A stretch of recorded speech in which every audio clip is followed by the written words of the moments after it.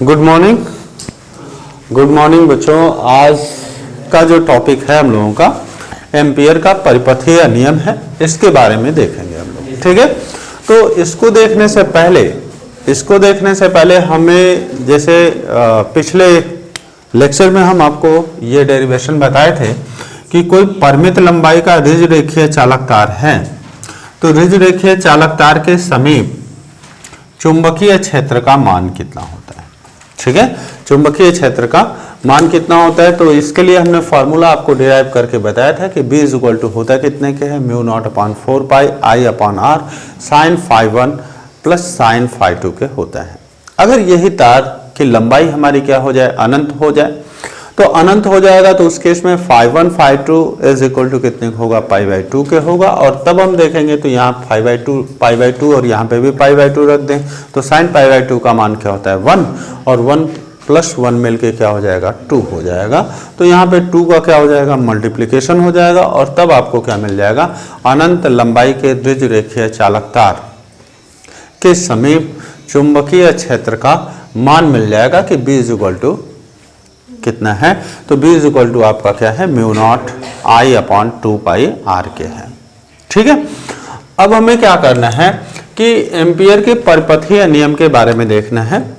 ठीक है, एम्पियर के परिपथीय नियम के बारे में देखना है, जिसमें ये कह क्या रहा है कि कोई अनंत लंबाई का रिज रेखीय चालक तार है।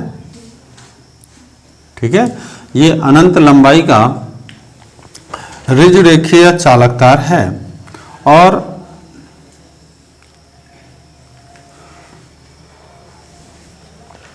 ठीक है, अनंत लंबाई का रिज रेखीय चालक तार है, और इससे किसी पॉइंट की दूरी कितनी है, R है। तो कह रहा है कि जो लाइन इंटीग्रल ऑफ, कह लीजिए line integral of magnetic field जो होता है, कह लीजिए चुंबकीय क्षेत्र का रेखीय समाकलन। ठीक है, चुंबकीय क्षेत्र का रेखीय समाकलन जो होता है, इस चालक तार में प्रवाहित धारा का म्यू नॉट गुना होता है। इसी को हम क्या कहते हैं, एम्पियर का परिपथीय नियम कहते हैं। ठीक है, तो एम्पियर के परिपथीय, जैसे हम यहाँ पे कहें कि चुंबकीय क्षेत्र का मान कितना है, तो चुंबकीय क्षेत्र का मान हम सपोज कर ले रहे हैं वेक्टर B है, और इसकी डायरेक्शन क्या है, तो इसकी डायरेक्शन इस पे स्पर्श रेखीय डायरेक्शन में काम करेगा, तो यह वेक्टर B है, और इसका पोजीशन वेक्टर यहाँ पे देख सकते हो कि यह वेक्टर R है। ठीक है, तो एम्पियर के परिपथीय नियम के अनुसार होता क्या है कि चुंबकीय क्षेत्र का जो रेखीय समाकलन होगा, चुंबकीय क्षेत्र का रेखीय समाकलन, ठीक है, वह हमारा होता कितने के बराबर है, वह हमारा उस चालक तार में प्रवाहित धारा का म्यू नॉट गुना होता है। ठीक है, इसी को हम एम्पियर का परिपथीय नियम कहते हैं, एम्पियर का परिपथीय नियम कहते हैं। ठीक है, तो ये चीज है आपका एम्पियर का परिपथीय नियम। अब बात करेंगे हम इनके प्रूफ की कि एम्पियर का परिपथीय नियम क्या होता है। ठीक है, तो यहाँ पे एम्पियर के परिपथीय नियम को हमें देखना है। तो जैसा कि आप जानते हो कि अभी जस्ट बताया गया कि कोई अनंत लंबाई का रिज रेखीय चालक तार है, तो रिज रेखीय चालक तार के समीप चुंबकीय क्षेत्र R डिस्टेंस पे चुंबकीय क्षेत्र का मान कितना होगा, तो R डिस्टेंस पे चुंबकीय क्षेत्र का मान है mu naught I upon 2 pi R के बराबर है। ठीक है, तो 2 पाई R के हमें क्या है, बराबर है। अच्छा, यहाँ पे देखा जाए तो जैसे कि हम ये स्पर्श रेखा खींच रहे हैं, और ये जो है क्या है कि जो आपका चालक है, चालक से यह जो बिंदु P है, वो B जो है वो लंबवत दूरी है। ठीक है, परपेंडिकुलर डिस्टेंस है। तो यहाँ पर भी अगर हम देखेंगे तो चुंबकीय क्षेत्र जो होगा, यहाँ पे क्या होगा, लंबवत होना है। ठीक है, चुंबकीय क्षेत्र भी क्या होना है, लंबवत होना है। तो अगर हम बात करें कि इस बिंदु पर जो है चुंबकीय क्षेत्र वेक्टर, और यहाँ पे अगर देखा जाए अल्पांश अवयव, एक छोटा सा अवयव हम कंसीडर कर रहे हैं कि इस का जो अवयव है वो हमारा कितना है, dl है। ठीक है, तो यहाँ पे देखेंगे तो चुंबकीय क्षेत्र वेक्टर और साथ ही साथ अल्पांश अवयव वेक्टर जो होगा, यह दोनों की डायरेक्शन हमारी क्या होनी है, सेम होनी है। जैसे ये चुंबकीय क्षेत्र वेक्टर है और ये आपका क्या है, अल्पांश अवयव वेक्टर है, वेक्टर डीएल। तो यहाँ पे अगर हम देखें तो ये कह सकते हैं कि चुंबकीय क्षेत्र वेक्टर और वेक्टर डीएल ये दोनों हमारे क्या हैं, पैरेलल हैं, समांतर हैं, या इनको हम कोलिनियर भी कह सकते हैं कि ये एक दूसरे पर ही क्या है, आध्यारोपित हैं। ठीक है, तो जब ये कोलिनियर हैं तो ऐसे कंडीशन में थीटा इज इक्वल टू कितने का होगा, 0 के होगा। थीटा इज इक्वल टू कितने का होना है, 0 के होना है। तो अगर हम बात करें कि line integral of vector B dot vector DL, ठीक है, तो यह बराबर होगा कितने के, तो स्केलर मल्टीप्लिकेशन आपने देखा था, और स्केलर मल्टीप्लिकेशन में यह बताया जाता है कि दो वेक्टरों का जो अदिश गुणन होता है वह कितने के बराबर होगा, इन दोनों वेक्टरों के परिमाणों तथा उनके बीच के कोण के कोज्या के क्या होता है, बराबर होता है। यानी कि आप इसे लिख सकते हो कि वेक्टर ये बी डीएल कॉस थीटा, और यहाँ पे थीटा की जगह पे क्या है, थीटा की जगह पे है 0 डिग्री है, तो यहाँ पे क्या हो जाएगा, 0 डिग्री हो जाएगा। ठीक है, और cos 0 डिग्री का मान क्या होता है, 1 होता है, और तब आपको ये मिल कितना जाएगा कि line integral of B DL ये इतने के मिल जाएगा, क्योंकि cos 0 का मान हमारा क्या है, 1 है। ठीक है, अब यहाँ पे देखा जाए तो b आपका चूंकि डिस्टेंस क्या है, ये एक प्रकार का वृत्त खींचा जा रहा है ना, और वृत्त खींचा जा रहा है तो इसकी जो तार से प्रत्येक बिंदु की जो दूरी होगी वह इक्वल होगी, और जब दूरी समान है तो प्रत्येक बिंदुओं पर चुंबकीय क्षेत्र की तीव्रता का परिमाण भी क्या होगा, बराबर होगा, बराबर होगा। यानी कि जब बराबर हुआ तो ये क्या हो गया, कांस्टेंट हुआ, और ये इंटीग्रेशन के क्या आ जाएगा, बाहर आ जाएगा, और यहाँ पे इंटीग्रेशन में क्या मिलेगा, डीएल मिलेगा। ठीक है, डीएल मिलना है। अब ये इस तरीके का, जैसे हमने छोटे छोटे अल्पांश लिए हैं कि ये आपका डीएल है, ये एक छोटा सा अल्पांश लिए हैं कि ये डीएल है। अब इस तरीके से इसके बगल वाला भी डीएल होगा।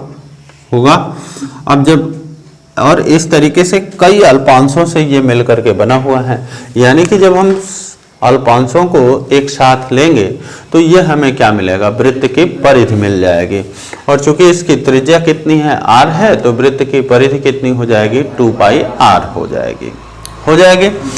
अच्छा, तो यानी कि आप इसे ये लिख सकते हो कि line integral of DL is equal to कितने के, 2 पाई r के। ठीक है, तो यहां से आप लिख सकते हो कि b इंटू क्या हो जाएगा, 2 पाई r। ठीक है, अब जैसे ही मैंने इसमें स्टार्ट किया था तो ये बताया था कि जो है, जो अनंत लंबाई का कोई रिज रेखीय चालक तार होगा उससे r दूरी पर चुंबकीय क्षेत्र का मान कितना होता है, mu naught I upon 2 pi r होता है। तो ये वाली वैल्यू हम क्या कर सकते हैं, यहाँ पे सब्स्टिट्यूट कर सकते हैं, और जैसे ही यहाँ पे सब्स्टिट्यूट करेंगे, ठीक है, जैसे ही यहाँ पे रखेंगे तो आपको मिल कितना जाएगा कि b की वैल्यू कितनी है, mu naught I upon 2 pi r, और इनटू में क्या आ जाएगा, 2 पाई r आ जाएगा, और 2 पाई r से 2 पाई r कट गया, तो आपको मिलेगा क्या, म्यू नॉट I, ये मिलेगा म्यू नॉट I। और इस तरीके से आपको क्या मिला कि इस तरीके से मिला कि जो line integral of vector b dot vector DL is equal to कितने हो गया, इज इक्वल टू कितने हो गया, म्यू नॉट I के। और यही आपका क्या है, एम्पियर का परिपथीय नियम है। ठीक है, एम्पियर का परिपथीय नियम है। एम्पियर के परिपथीय नियम के अनुसार होता क्या है कि जो है चुंबकीय क्षेत्र का जो रेखीय समाकलन होगा उस चालक तार में प्रवाहित धारा का म्यू नॉट गुना होता है। यही एम्पियर का परिपथीय नियम है।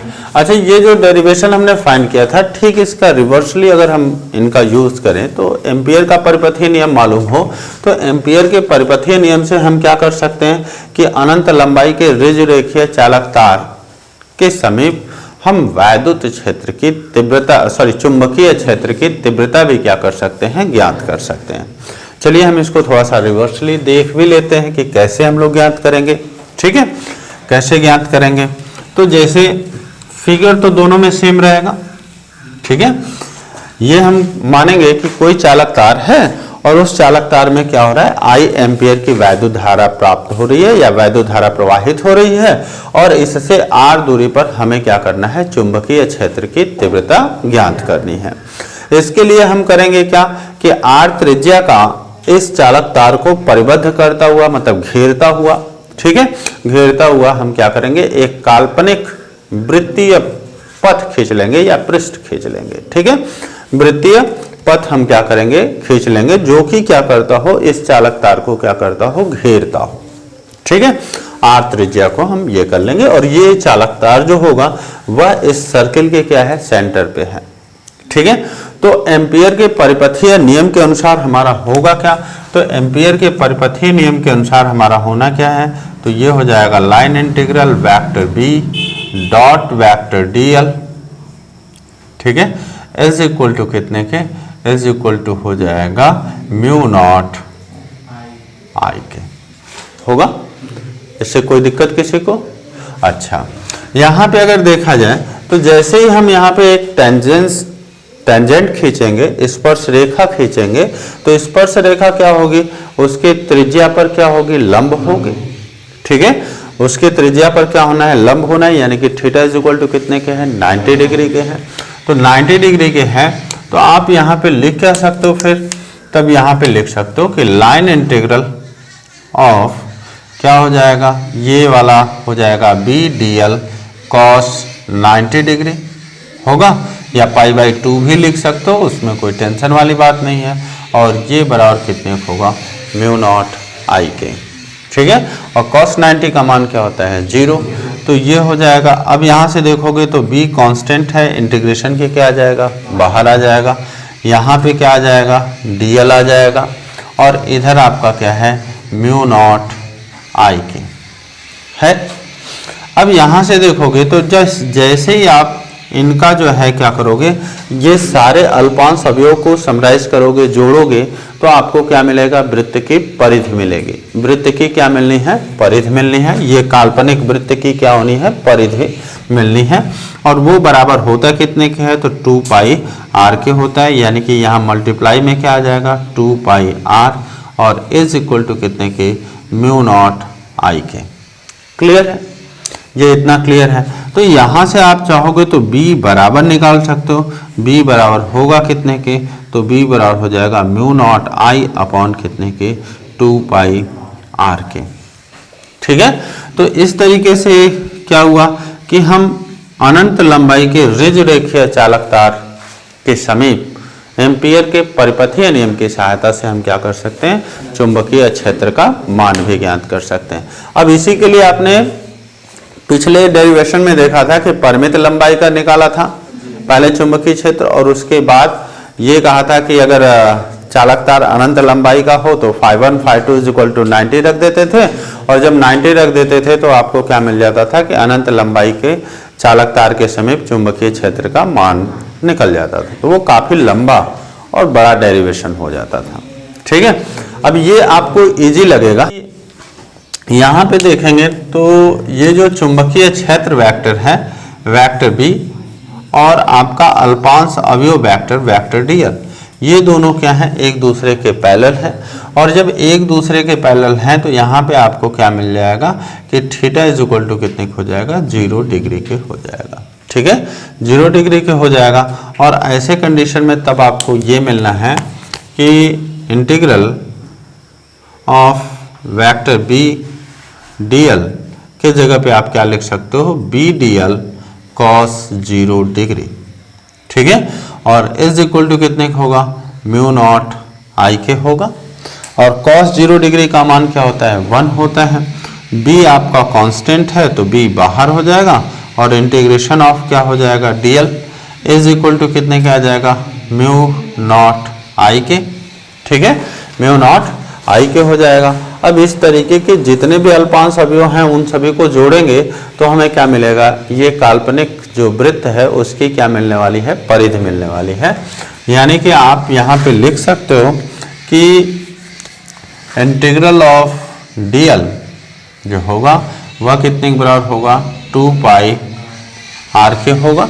तो हम इनके जगह पे क्या लिख देंगे कि b इंटू क्या हो जाएगा 2 पाई r हो जाएगा और इक्वल टू कितने के आएगा म्यू नॉट आई के, या b इज इक्वल टू कितने हो जाएगा तो 2 पाई r का दूसरे साइड में क्या हो जाएगा भागा हो जाएगा। और तब आपको क्या हो जाएगा कि अनंत लंबाई के ऋज रेखीय चालक तार, ठीक है, के समीप चुंबकीय क्षेत्र का मान ज्ञात हो जाएगा, ठीक है। अब इनका हम लोग अनुप्रयोग देखेंगे कि एम्पियर के परिपथीय नियम का हम उपयोग कहाँ कहाँ हो रहा है, ठीक है, कहाँ कहाँ उपयोग हो रहा है। तो इसमें हम लोग देखेंगे कि धारावाही प्रणालिका है, धारावाही प्रणालिका है, परिनालिका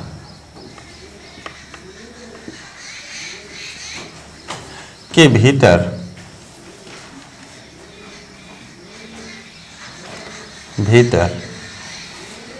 चुंबकीय क्षेत्र, चुंबकीय क्षेत्र, ठीक है, किसके हेल्प से, एम्पियर के परिपथीय नियम की सहायता से। तो सबसे पहले तो प्रणालिका क्या है ये भी जानना जरूरी है। तो प्रणालिका में क्या होता है कि प्रणालिका एक प्रकार से कागज कह लीजिए ना, कागज का बेलनाकार खोखला जो है रॉड होता है, ठीक है, जिसमें वह बेलनाकार होगा, खोखला होगा ना, और ये कागज का आपका क्या होता है रॉड होता है, छड़ होते हैं, ठीक है।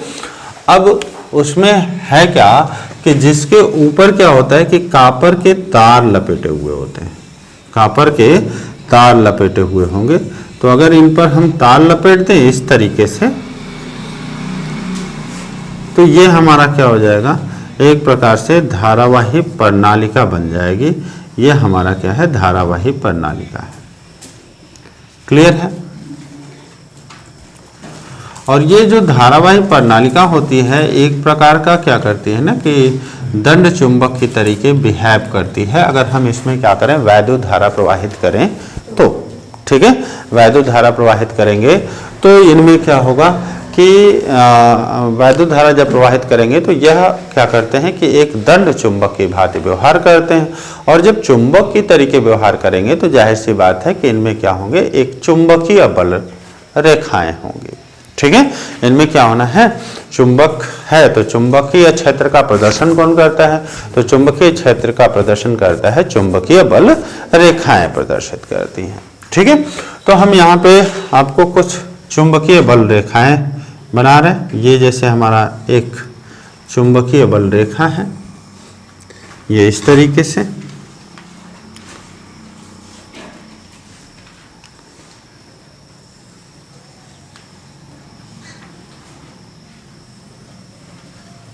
ठीक है, ये आपकी चुंबकीय बल रेखा है।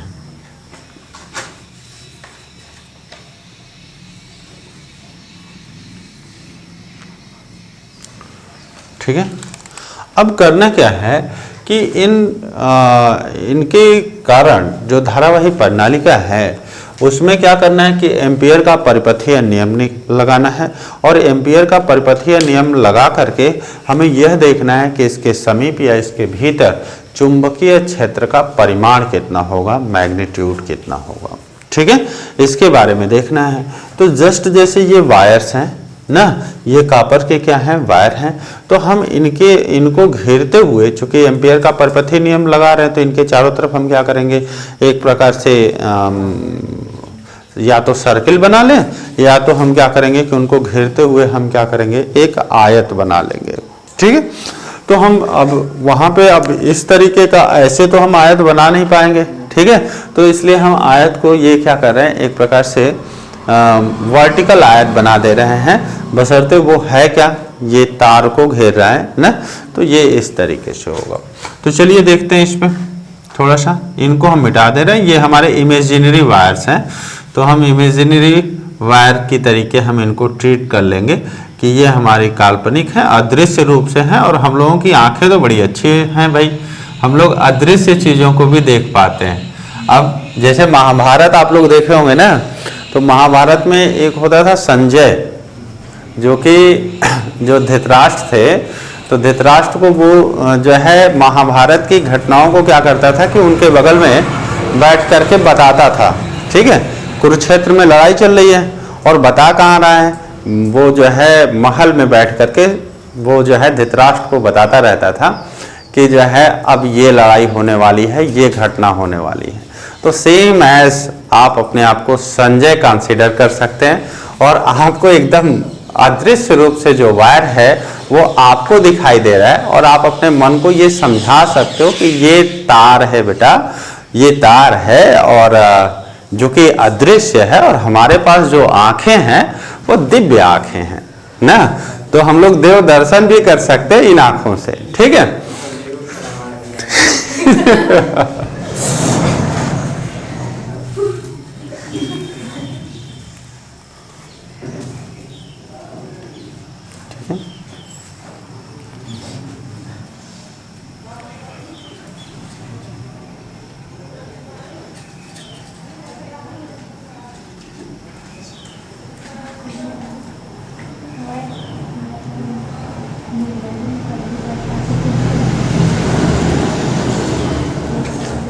तो हम यहाँ पे एक आयत बना रहे हैं, जो कि क्या कर रहा है, वायर जो हमारा था धारावाही चालक तार, उसको क्या कर रहा है, यह घेर रहा है, उसको घेर रहा है, ठीक है। और इसको हम इस प्रकार से आयताकार लूप ले रहे हैं ना, कि इसकी जो भुजा अगर कह लिया जाए, आयत का लूप हमारा क्या है, ए बी सी और डी है, ये आयताकार लूप है। तो हम आयताकार लूप इस प्रकार से ले रहे हैं कि जो इनकी भुजा जो लंबाई है आयताकार लूप की, वह काफ़ी ज़्यादा जो है बड़ी है, यानी कि जो सी डी है वह क्या है, इसके अक्ष से काफ़ी ज़्यादा दूरी पर है, ठीक है, काफ़ी ज़्यादा दूरी पर है। अब यहाँ पे जैसे ही लूप क्या होगा कि धारावाही प्रणालिका में वैद्युत धारा प्रवाहित होगी, तो इसके समीप हमारा क्या होता है, एक प्रकार का चुंबकीय क्षेत्र उत्पन्न हो जाता है। तो इस साइड में अगर हम देखेंगे तो जो चुंबकीय क्षेत्र है वह हमारा क्या होता है, कागज तल के लंबवत नीचे की ओर है, जिसे कि हम क्रॉस चिन्ह से क्या कर रहे हैं, प्रदर्शित कर रहे हैं। ये क्रॉस चिन्ह से प्रदर्शित किया जा रहा है, ठीक है। और अगर हम नीचे की बात कर लें तो चुंबकीय क्षेत्र यहाँ पर जो होगा वह कागज तल के लंबवत ऊपर की ओर है, जिसे कि हम डॉट चिन्ह से क्या कर रहे हैं, प्रदर्शित कर रहे हैं, ठीक है। तो ये चुंबकीय क्षेत्र आपको कैसा बता रहा है, डॉट वाला बता रहा है कि चुंबकीय क्षेत्र हमारा क्या है, कागज तल के लंबवत ऊपर की ओर है, और क्रॉस चिन्ह हमारा क्या बता रहे हैं कि जो चुंबकीय क्षेत्र की तीव्रता है वह हमारा क्या है, चुंबकीय क्षेत्र की जो डायरेक्शन है वो कागज तल के लंबवत नीचे की ओर है, कागज तल के लंबवत नीचे की ओर है, ठीक है। तो अगर हम यहाँ पे देखें, ये हमारा तार को क्या कर रहा है, परिबद्ध कर रहा है, ठीक है। तो अब अगर हम ये देखें तो एम्पियर के परिपथीय नियम से होगा क्या कि एम्पियर के परिपथीय नियम से इसके कारण जो उत्पन्न चुंबकीय क्षेत्र है, तो चुंबकीय क्षेत्र का जो रेखीय समाकलन होगा, line integral of vector B dot vector DL ना, vector B dot vector DL, इसमें प्रवाहित धारा का म्यू नॉट गुना होता है। यही तो आपका एम्पियर का परिपथीय नियम कहता है, ठीक है। अब ये जो है क्या कर रहा है कि ये पूरे वक्र को जो ये घेर रहा है, जिस धारा को यह घेर रहा है, उस धारा के बारे में जानकारी दे रहा है कि जो है टोटल हमारा क्या है, कितने धारा को ये घेर रहा है। ठीक है, तो अब इसको लाइन इंटीग्रल को हम 4 भागों में यहाँ पे तोड़ सकते हैं। एक तो ये हो जाएगा कि कह लीजिए कि line integral of vector B dot vector DL, और कहाँ से कहाँ तक, तो आप इसे कह सकते हो ए से बी तक। ठीक है, फिर उसके बाद प्लस आपका क्या हो जाएगा, लाइन इंटीग्रल ऑफ क्या हो जाएगा, vector B dot vector DL, और कहाँ से कहाँ तक हो जाएगा, तो बी से सी तक हो जाएगा, बी से सी तक हो जाएगा। थोड़ा बड़ा लिख देते हैं, तो ये आपका बी हो गया और ये आपका सी हो गया। ठीक है, ये वाला भी बड़ा कर दिया जाए ताकि आपको विजिबल रहे। हालांकि आपको हमने पहले ही बताया कि आप लोगों के पास संजय की आंखें हैं ना, तो आप लोगों को दिखाई दे जाएगा। फिर आगे बढ़ते हैं, तो यहाँ पे आगे बढ़ते हैं, तो ये फिर वही हो गया कि vector B dot vector DL, और इनका कहाँ से कहाँ तक होगा, तो सी से आपका डी तक होगा। ठीक है, फिर आगे इसमें चले, तो यहाँ पे फिर आपका लाइन इंटीग्रल वेक्टर बी और डॉट वेक्टर डीएल, और कहाँ से कहाँ तक होगा, तो डी से ए तक होगा। ये तो टोटल हो गया line integral of vector B dot vector DL, और ये बराबर किसके होगा बेटा, तो ये बराबर आपका होगा म्यू नॉट आई के। ठीक है, म्यू नॉट आई के होगा। अब अगर हम बात करें नाउ, अब देखिए क्या होगा, ये अगर हम देखें कि जो भुजा है आपका BC और आपका DA, BC और DA, जो ये आयत की भुजा है BC और इनके लिए क्या है, ये DA जो है। ठीक है, BC और DA क्या है, चुंबकीय क्षेत्र के लंबवत हैं, चुंबकीय क्षेत्र के लंबवत हैं। मतलब कह सकते हैं आप कि वेक्टर BC और vector DA is perpendicular to magnetic field B, magnetic field B चुंबकीय क्षेत्र के क्या है, लंबवत हैं। तो लंबवत है तो जाहिर सी बात है कि दोनों ही केस में आपका जब लंबवत है तो आप इसे कह सकते हो कि vector B dot vector DL बराबर कितने हो जाएगा, तो बराबर हो जाएगा B DL cos 90 डिग्री होगा। और cos 90 का मान क्या होता है, 0 होता है। तो 0 इंटू कुछ भी करोगे तो क्या मिलेगा, 0 मिलेगा। मतलब इनका मान क्या हो जाएगा, 0 होगा, 0। तो अतः आप इसे कह सकते हो कि ये vector B dot vector DL और कहाँ से कहाँ तक, B से C तक इज इक्वल टू, यहाँ पे हो जाएगा C से D तक, और यहाँ पे हो जाएगा line integral vector B dot vector DL must be equal to 0। चूंकि इनके अंदर का ही मान 0 है।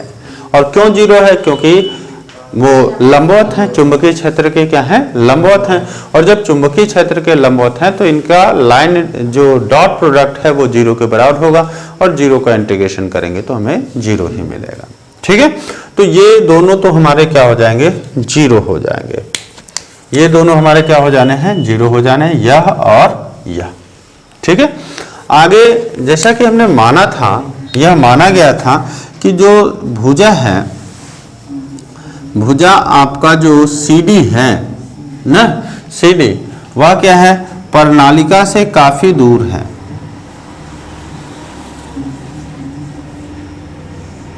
से काफी दूरी पर है। ठीक है, काफी दूरी पर है। तो यहाँ पे अगर देखेंगे तो चुंबकीय क्षेत्र का जो इफेक्ट होगा, प्रभाव होगा, वह बिल्कुल नगण्य होगा ना, या 0 हो सकता है। ठीक है, तो यहाँ पे जब चुंबकीय क्षेत्र का ही मान 0 हो जाएगा तो किसी का भी गुणा कर लो, वह हमारा क्या होना है, 0 होना है, यानी कि काफी दूरी पर है। अतः आप ये कह सकते हो कि line integral of vector B dot vector DL और कहाँ से कहाँ तक आपका हो जाएगा, C से D तक, C से अच्छा ये वाला 0 था, सॉरी ये वाला 0 होगा। ठीक है, और अगर हम इनको बात करें कि C से D तक, तो गड़बड़ लिख दिया इसको, ओह यहाँ पे गड़बड़ कर दिया, यहाँ पे होना चाहिए कि D से A तक, ठीक है।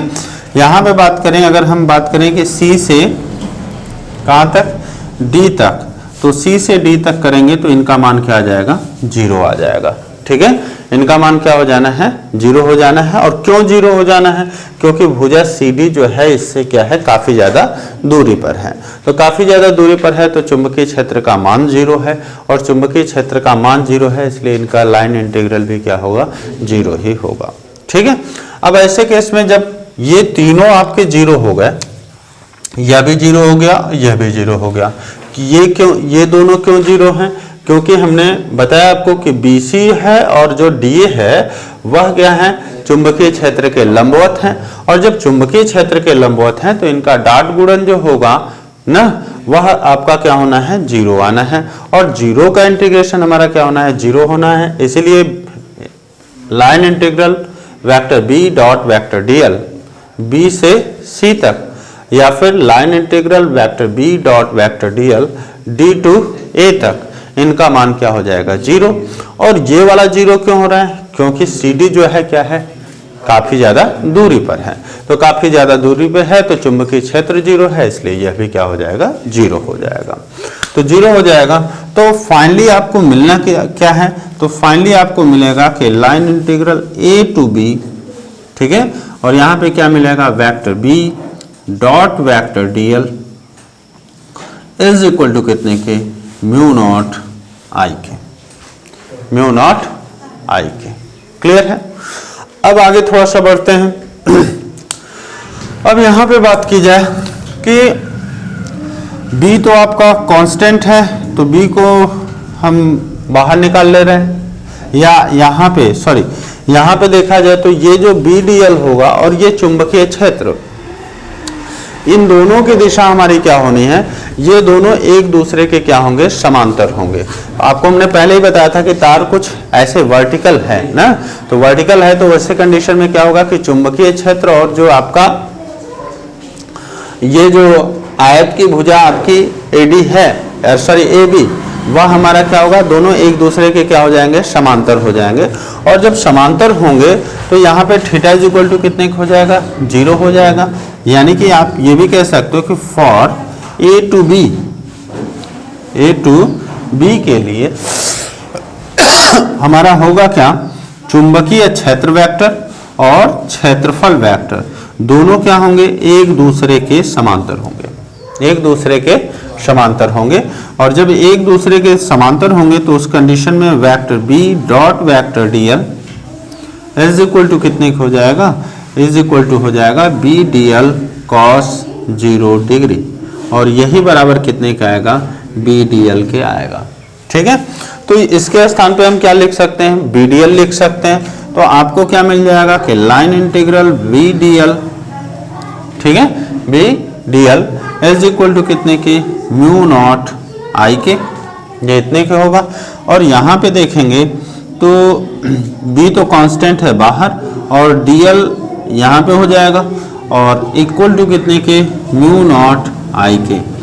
अगर हम यह मान लें कि इस A से B तक की लंबाई हमारी कितनी है, AB है, A से B तक की लंबाई कितनी है, AB है, तो ऐसे कंडीशन में आपको ये मिल जाएगा कि line integral of DL is equal to कितने हो जाएगा, AB के हो जाएगा, ठीक है, AB के हो जाना है। तो देयरफॉर यहाँ पे क्या मिल जाएगा कि B, और यहाँ पे क्या मिलेगा, AB इज इक्वल टू कितने के मिलेगा, म्यू नॉट I के, म्यू नॉट I के हो जाएगा, ठीक है, म्यू नॉट I के हो जाना है, ठीक है, ठीक है। या आप AB न मान करके अगर इसकी लंबाई x मान लेते हैं, इसकी लंबाई क्या मान लें, x मान लें, तो B इज इक्वल टू आप B इंटू x बराबर कितने की मिल जाएगा, म्यू नॉट I के मिल जाएगा, ठीक है, या इतने के मिल जाना है, ठीक है। इसे आप इक्वेशन नंबर 1 मान लीजिए। अब थोड़ा सा आगे चलते हैं हम लोग। अगर हम यह माने कि इसमें जैसे हमने बताया था ना कि इसमें क्या है, अदृश्य रूप से वायर है ना, ये आपके कई फेरे लगे हुए हैं। अगर हम मान लें कि इसके एकांक लंबाई में फेरों की संख्या कितनी है, n है। फेरों की संख्या कितनी है, n है, स्मॉल n है। तो A से B तक लंबाई में फेरों की संख्या कितनी हो जाएगी, तो फेरों की संख्या हमारी कितनी हो जानी है, nx हो जानी है। कितनी हो जाएगी, A से B तक में क्या हो जाएगा, nx हो जाएगा, nx हो जाएगा। और अगर हम ये मान लें कि एक फेरे में प्रवाहित धारा हमारी कितनी है, I0 है। एक फेरे में प्रवाहित धारा कितनी है, I0 है। तो इतने फेरे में प्रवाहित धारा कितनी होगी, तो इतने फेरे में प्रवाहित धारा हमारी क्या हो जाएगी, nx इंटू I0 के बराबर हो जाएगा। और यह कितने के बराबर होगा, यह उसके द्वारा घेरा गया कुल वैद्युत धारा है ना, कुल वैद्युत धारा है। तो ये I की वैल्यू हम यहाँ पे क्या कर सकते हैं, रख देंगे। जैसे ही आप रखेंगे तो यहाँ पे आपको मिल क्या जाएगा, मिल जाएगा कि Bx, ठीक है, Bx इज इक्वल टू क्या हो जाएगा, म्यू नॉट, यहाँ पर हो जाएगा nx I0 के हो जाएगा। और यक्स से यक्स दोनों साइड से क्या हो जाएगा, कैंसिल हो जाएगा। और दोनों साइड से कैंसिल हो जाएगा, तब B बराबर आपको कितने मिल जाएगा, तो B बराबर मिल जाएगा म्यू नॉट n I0 हो जाएगा। यही क्या होगा, धारावाही प्रणालिका के कारण या उसके बीच में चुंबकीय क्षेत्र के लिए क्या होगा, फार्मूला होगा। ठीक है, तो चलिए थोड़ा सा ये डेरिवेशन लंबा हो